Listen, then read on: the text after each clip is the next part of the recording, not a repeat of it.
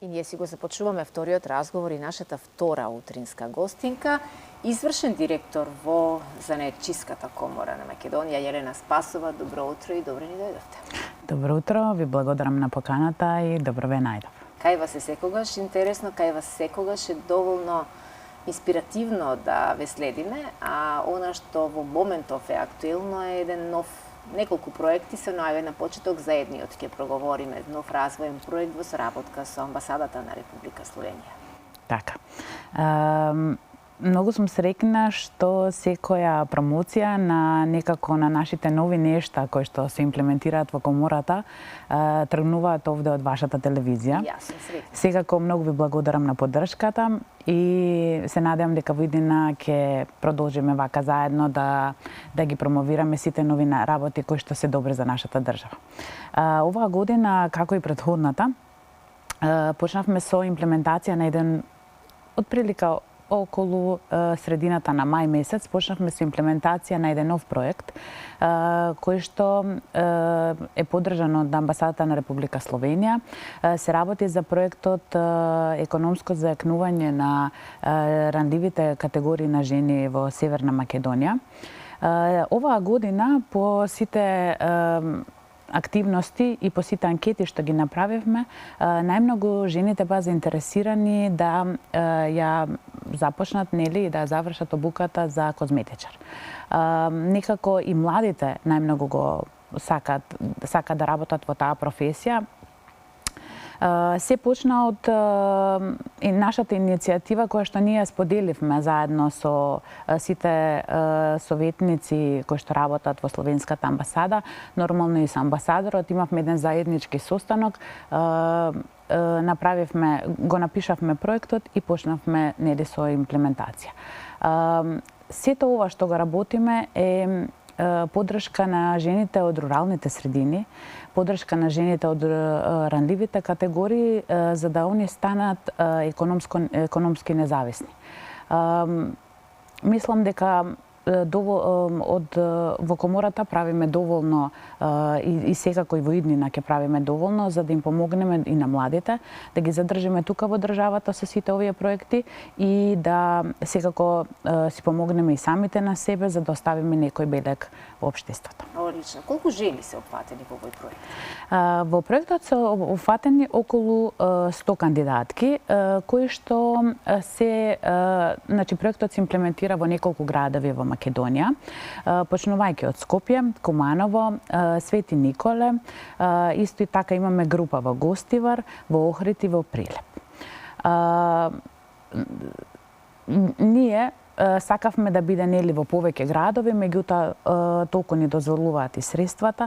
Секако проектот ќе продолжи во 2026, каде што ќе ги офатиме сите градови и сите оние жени кои што секако аплицираат за учество во овој проект, меѓутоа немаше доволно место. Да, јас се надевам дека се охрабриле и многу жени кои не мислеле дека можеби еден ден ќе имаат таква прилика, но некогаш најбитниот и најклучниот чекор е да се одважиме, да се пријавиме и да пристапиме кон промена на нештата во нашиот живот.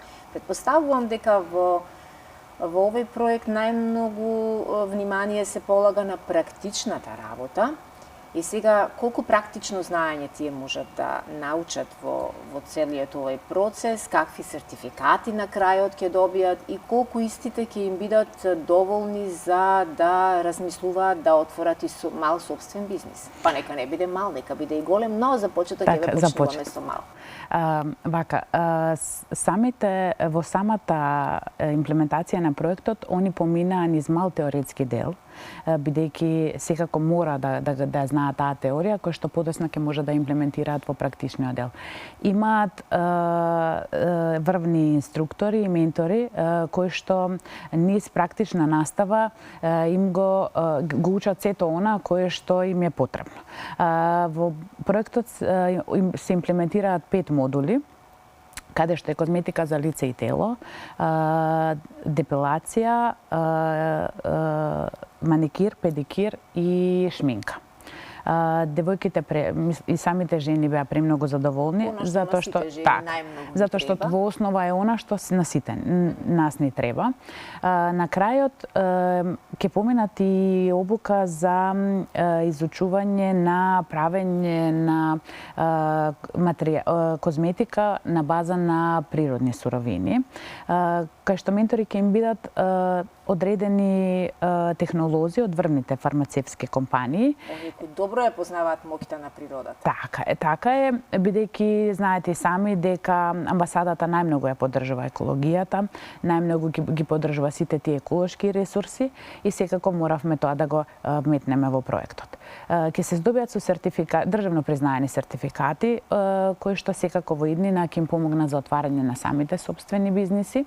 Секоја година АВРМ доделува средства за мерката за самовработување, каде што точно е погодено во моментот кога они ќе завршат самата обука, ќе можат за во 2026 ќе може да се пријават за оваа мерка, да ја искористат, а сите оние кои што веќе работат и кои што веќе отвориле собствени бизниси, ќе можат да аплицираат во Министерството економија на мерката за добивање повратни средства за репроматеријали и јагоди. Одлично. Дали целата ова интенција да се работи со козметика, природна козметика и да се има еколошки пристап, дали условува и известни партнерства со пчелари, фармацевтски компании и така натаму? Така, во самата имплементација на проектот и моментот кога ќе дојдеме на изучување на овој дел, ние ќе ги запознаеме нив со одредени наши занаетчии кои што се во нашиот регистар, кои што се занимаваат со пчеларство и со правење на материјали од пчелин восок. Така да они понатаму ќе може да соработуваат заеднички, секако ќе направиме и работилници. И тоа ќе биде една голема кампања каде што ќе ја поддржиме ќе го поддржиме тоа подигање на еколошката свест кај луѓето. Кои се најважните предприемнички вештини кои што секоја една кандидатка која се пријавила има можност тука да ги развие и да ги расте? Видете, најважните предприемнички вештини се самата таа да постане независна. Јас мислам дека тоа е она што го поддржуваме од почетокот, исто така поддржување на социјалната инклузија, на сето тоа што самата таа треба да знае дека како предприемач може да направи за ова општество и секако да се потруди во иднина да од мала една компанија да прерасне во нешто поголемо. Секоја чест на вистина. Дали се уште има можност и шанса за оние кои не знаеле за проектот, еве денеска можеби прв пат се информираат, дали може се уште да се вклучат, да се пријават? Ние направивме едно мало проширување на проектот, каде што ги вклучивме и девојчињата кои што беа засегнати од пожарот во Кочани. Со самото тоа што ги вклучивме нив, ја пополнивме максимално целата група, меѓутоа проектот продолжува во 2026 од јануари и еве уште сега можеме да кажеме на сите оние кои што ќе бидат заинтересирани, кои што ќе сакаат да се вклучат во самиот проект, може слободно да ни се јават на нашите телефонски броеви, може слободно да ме контактираат мене и сите оние што се индиректно и директно засегнати во самиот проект. Како Комора на занаетчии верувам дека секојдневно се соочувате со многу информации на терен, поврзани и со занаетчиството, поврзани и со женските, како што ги кажуваме ние, наши потреби, кое исто така се смета во занает, фризерството, козметиката и сето тоа е занает кој што и тоа како многу добро може да стане одржлив, самоодржлив, доколку сме вредни, доколку не се плашиме од непознаници, а тоа е, мисля, че ни стравот од непознаница е првата кочница која и жените, па и мажите самите си ја поставуваме како камен на патот, но еве што е со останатите занаети кои не се нешто, некаква потреба, да кажам, како овие женски наши потреби, што е со останатите занаети и колку Комората на занаетчи има увид за се она што ни се случува на тој план на ниво на држава? Така. Ние како комора, како национална комора, секогаш, како што спомнав и на почетокот, правиме анкета на теренот што е она што се случува таму. Бидејќи ништо не може да се направи нели од канцеларијата, мора секако се да се види, да се направи увид во самата состојба на терен. Она што ние го правиме е поддржување на сите занаети. Почнувајќи од старите занаети, како што најави и самиот наш председател кој што беше тука гостин, ние минатата недела направивме субвенционирање на старите занаети во Куманово. Тоа е... Кои се најатрактивни стари занаети? Најатрактивно е грнчарството, затоа што се пренесува, имаме веќе грнчари кои што се неколку генерации во тој бизнес. И тоа секогаш за туристите може да биде така, тоа е една голема атракција, потоа имаме којунџи, шапкари, сарачи и разни други занаети, филигранот исто така, разни други занаети кои што се секако, кои што ја покажуваат нашата традиција. Да ги немаме тие стари занаети, мислам дека нема да можеме низ историјата да докажеме кои сме биле ние и што сме правеле во минатото. Не знаеме сами дека занечиството е колевка на традицијата и културата и секако ние како комора ќе продолжиме да ги субвенционираме старите занаети и да ги оставиме одржливи. Она што е многу интересно, ние испративме иницијатива и до Министерството за култура за трајно субвенционирање на тие стари занаети, меѓутоа еве сега чекаме, ќе видиме што ќе се случи понатаму со нашата иницијатива, верувам дека ќе биде успешна како и сите други што сме ги направиле до сега. А во врска со другите занаети кои што се потребни, секогаш правиме обуки, правиме доквалификации, преквалификации на сето она што е потребно на пазарот на трудот, на сите оние дефицитарни занаети, бидејќи знаете дека масивно луѓето си заменуваат во странство и остануваме без мајстори. Веќе доколку сакате, еве еден пример, доколку сакате да го искречите вашиот стан или куќа, требате мајстор да го чекате по месец дена или два, затоа што имаме дефицит, меѓутоа правиме секако комора, правиме се младите да ги оставиме тука, младите да ги обучиме за нешто квалитетно, затоа што сето тоа исто може добро да заработуваат тука во нашата држава, а не во странство, нели да бидат робови на некои големи компании, да бидат магационери, обични работници и така. Работат ни понекогаш и не тешка физичка работа, работа која воопшто не ја сакаат, но ете поради екзистенционални причини мора нешто да заработуваат. Јас искрено се надевам дека оние помлади генерации кои што се во одлична работна кондиција ќе бидат информирани и ќе изнајдете уште поголеми стратегии како да ги привлечете младите луѓе да се свртат кон занаетчиството, да останат во својата земја, да заработуваат и да придонесуваат тука.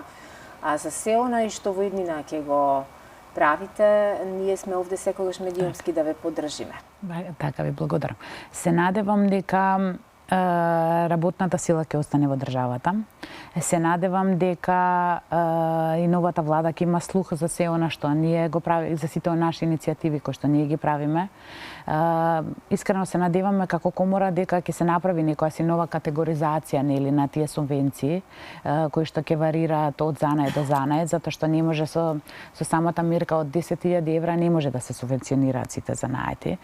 Мислам дека добро знаете дека за фрицерскиот занаед е доволно да некои 5-6 илјади евра, меѓутоа за автомеханичарскиот се потребни околу 20 и 30 илјади евра за самите лифтови, дизелки и се она што им треба. Меѓутоа ние тоа секојдневно го праќаме како иницијатива и ќе направиме се ова Македонија која што во 90% се занечиски дејности, стопанството е и само неколку проценти се нели големи компании, ќе направиме се да самата држава се осврне на нас, да ни даде многу повеќе субвенции, да ни даде многу повеќе простор да направиме нешто и нема да застанеме тука, затоа што јас верувам дека сето она што го правиме ќе остане како наш траг во општеството и идните генерации ќе не препознаваат по тоа. Да, јас сум потполно сигурна дека ќе биде така. Немаме време да проговориме колку комората има увид во занаетчиите кои работат непријавени, односно на некаков начин работат на црно, но тоа е друга тема која што ќе ја отвориме во некоја следна наша дискусија, кога ќе ни гостувате. Многу среќа посакувам и со двата проекти на кои ви е фокусот ставен сега периодов и охрабрувам уште наши гледачи, гледачки, особено жени, ги споменавме токму оние жени кои можеби долго време никогаш ништо не правеле, па имаат потреба и да излезат од дома и да бидат покрај жени, да се дружат и така натаму. Ова е вистинската прилика. Елена, благодарам уште еднаш.